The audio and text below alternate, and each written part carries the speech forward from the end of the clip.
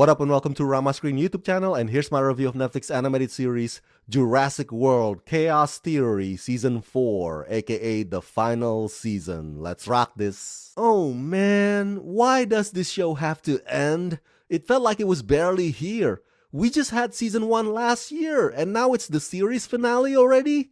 Way too fast, man. Way too damn fast. So yeah, as grateful as I was about Netflix having granted me the advanced screeners to these entire 9 episodes of this final season, thank you, Netflix. At the same time, I was bummed out. I still am, about the fact that unless they're planning another sequel in the near future, fingers crossed, this is pretty much it.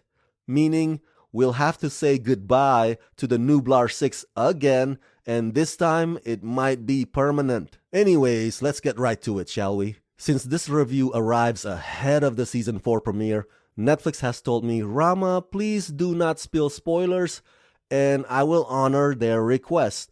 So there will be a lot of speaking in cryptic language in this video if you catch my drift. Okay, Season 4 to me is the biggest, most exciting one of them all. I know, I said similar thing about the previous seasons because I'm such a huge fan of the show, but I mean it.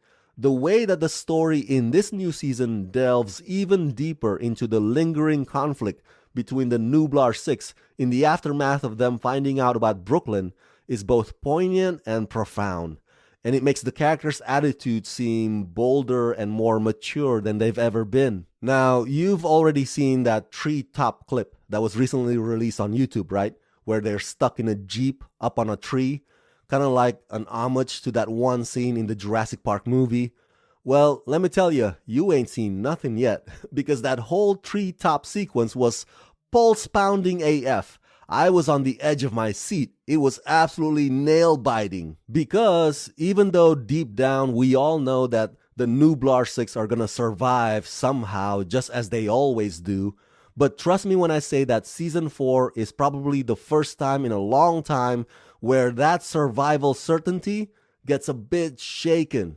Where this time you're really worried for them because any one of them could actually get killed off. And that morbid possibility is bigger now than ever before. Season 4 is spectacular. I laughed, I cried, I held my breath in suspense. It's scary, it's jumpy, it's majestic, it's playful. And the final episode was heartwarming and hopeful. As far as this little animated series franchise goes, this is the perfect season. But I have more things to say about it, so stick around. No spoilers, of course. Showrun by Scott Creamer and Aaron Hammersley. Set 6 years after the events at Camp Cretaceous, members of the Nublar Six are struggling to find their footing off the island, navigating a world now filled with dinosaurs and people who want to hurt them. Reunited in the wake of a tragedy, the group comes together only to find themselves on the run and catapulted into a global adventure to unravel a conspiracy that threatens dinosaurs and humankind alike, and finally learn the truth about what happened to one of their own.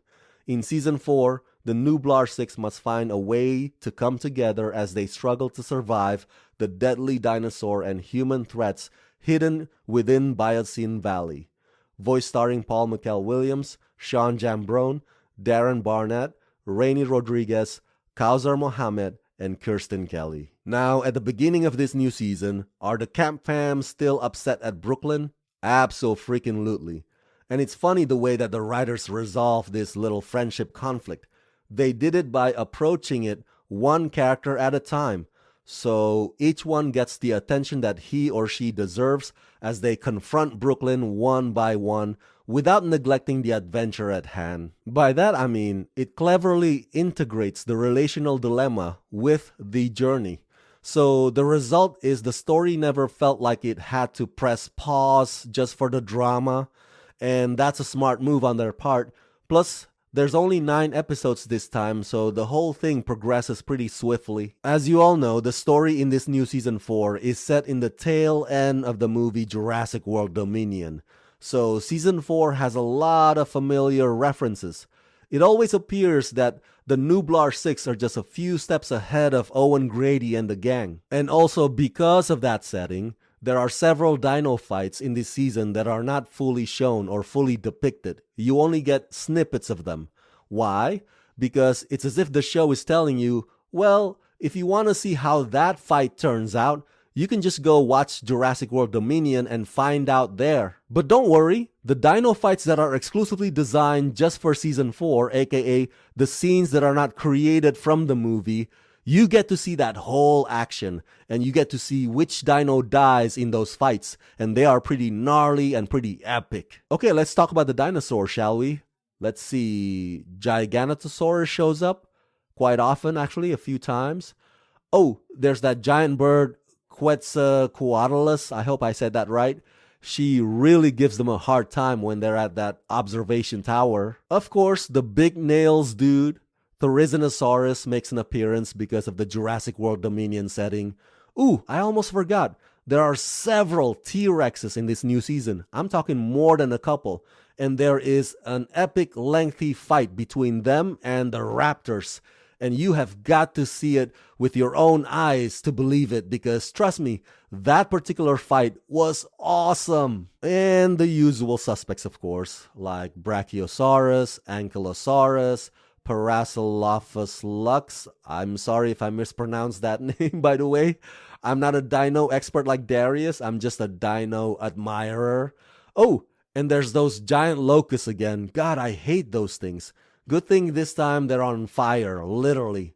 Nasty buggers. But the ones that keep popping up constantly in this new season are those spitting Dilophosaurus. For some reason, the writers decided that Dilophosaurus will be the main villain this time. And you know what? It's pretty effective, because those spits made for some really heart-stopping close calls, you know what I mean? Now, let me think of some of the questions you would normally ask me. Hey Rama, are Yaz and Sammy getting back together? Well, that is a spoilery question. You'll have to see it for yourselves. Hey Rama, how many people get eaten by the dinosaurs in this new season 4? Ooh, I can answer that. Surprisingly, not that many. There are some, and I'm not gonna specify who they are, but they are mostly collateral damages, meaning they're not key characters. And because of the fire and the chaos and the evacuation going around, you see more of dinos killing dinos as opposed to dinos killing humans. And that's fine by me. It doesn't bother me at all. Hey Rama, is Brooklyn gonna end up with Darius or Kenji? That's another spoilery question, one which I will not answer here because you'll have to find that out for yourself when Season 4 arrives on Netflix. Hey Rama, does Dodson show up? Yes, and I don't think that's a spoiler, to be honest. Look, to me, Dodson is the weakest bad guy in this entire franchise, including the Jurassic World movies. He's so uncharismatic. He's like a walking, talking drywall. And credit where credit is due, Season 4 treats Dodson properly, meaning they treat him like the insignificant character he's always been. Completely forgettable. Now, there are a few happy reunions in the Season 4, but none compared to the happy reunion of the Nublar Six. It feels so complete.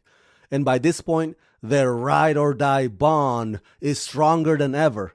There's nothing that they wouldn't do for each other, even in the midst of the resentment or the grudges that some of them may hold against Brooklyn. Speaking of whom, if you ask me who my favorite character is in this new season, I would have to say Brooklyn, because the arc or the personal growth that she goes through is the most substantive of them all. It takes a bit of while, but she finally gets there, meaning she rekindles her newfound appreciation for her friends. But of course, Kenji always steals the show with his quirks and the way that he's so protective of Bumpy's adorable baby Smoothie. Without revealing details, let's just say that there's a scene in which Kenji gets to sort of channel his dad, you know, that ruthless businessman persona, and Kenji totally owns it. The final few episodes of Season 4 are a bit melodramatic and sentimental. Who am I kidding? Those episodes are tear-jerkers because an injury happens, okay? I won't say more than that. But just know that the emotional beats are working overdrive in those episodes. Especially when they do their group hug, your tears will flow like waterfalls, which is nothing to be ashamed of. It just means that you have a good heart, that's all. So yeah, overall I give Jurassic World Chaos Theory Season 4, aka the final season, the perfect rating of 5 out of 5. Exceptional relationship drama, exhilarating dino encounters, friendship is tested and resolved. This is the high-stakes, action-packed conclusion that lives up to our expectations.